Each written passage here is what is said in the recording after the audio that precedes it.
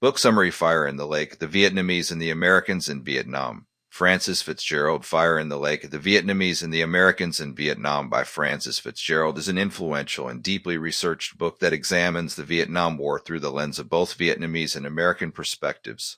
Published in 1972, the book won the Pulitzer Prize, the National Book Award, and the Bancroft Prize for its groundbreaking analysis of the conflict.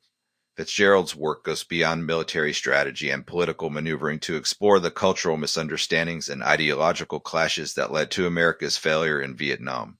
Introduction. A new perspective on Vietnam. Fitzgerald begins by highlighting the fundamental flaw in the American approach to the Vietnam War, a failure to understand Vietnamese history, culture, and political aspirations. The United States viewed Vietnam primarily through the Cold War lens, assuming that the conflict was another battleground in the fight against communism. However, Fitzgerald argues that this perspective ignored the deep-rooted Vietnamese nationalism and historical resistance to foreign rule. She sets the stage by detailing Vietnam's long history of resisting Chinese, French, and Japanese colonization before America's involvement. The Vietnamese perspective. A nation in search of identity. A key strength of Fire in the Lake is its portrayal of Vietnam's internal divisions and struggles. Fitzgerald emphasizes that Vietnam was not a monolithic entity but a nation with complex regional, religious, and political differences.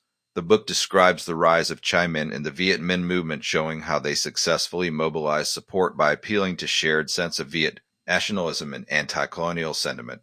Fitzgerald also discusses the deep influence of Confucian and Buddhist traditions in Vietnamese society, which contrasted sharply with Western individualism and capitalism.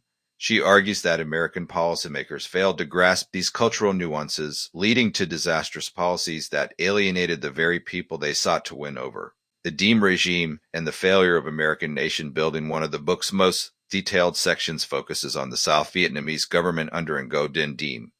Fitzgerald describes how the United States, in its eagerness to establish non-communist government in South Vietnam, backed Diem without fully understanding his governing style or his unpopularity among the people.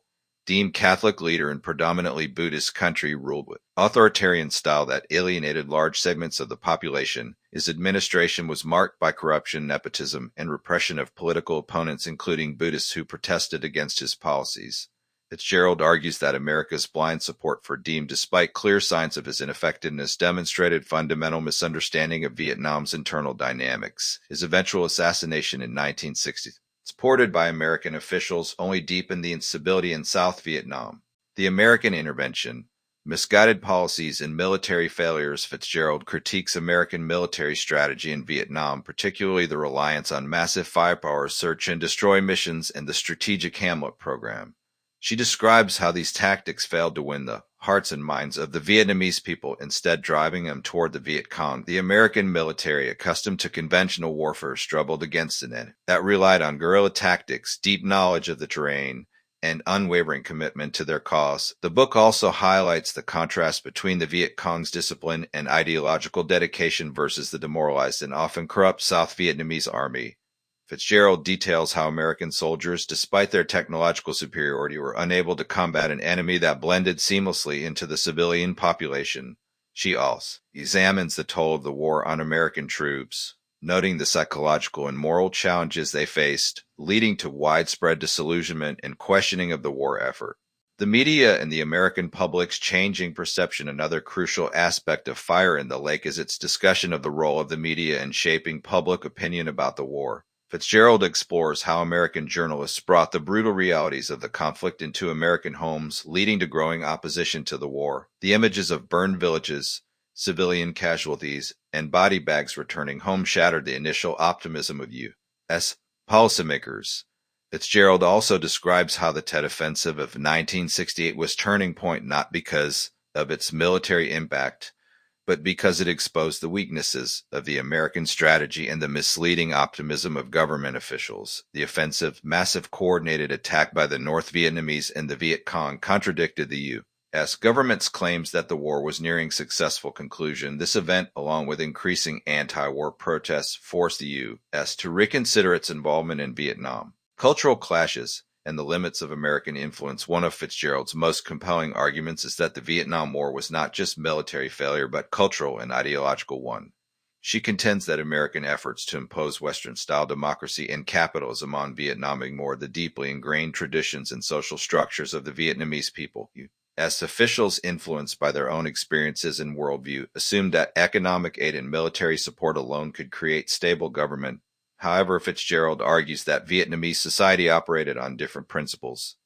Family ties, rural village life, and Buddhist or Confucian values shaped the way people perceived leadership and governance. The U.S. attempt to impose its own system without understanding these factors ultimately led to failure. The war's legacy and the lessons for the future. In the concluding chapters, Fitzgerald reflects on the broader implications of the Vietnam War. She argues that the war revealed the limits of American power and the dangers of intervening in conflicts without deep understanding of the local context.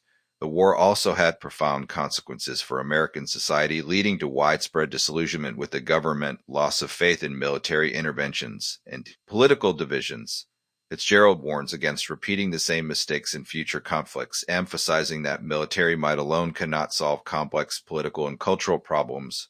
She calls for a more nuanced and informed approach to foreign policy, one that respects the history and traditions of other nations rather than imposing American ideals by force. Conclusion.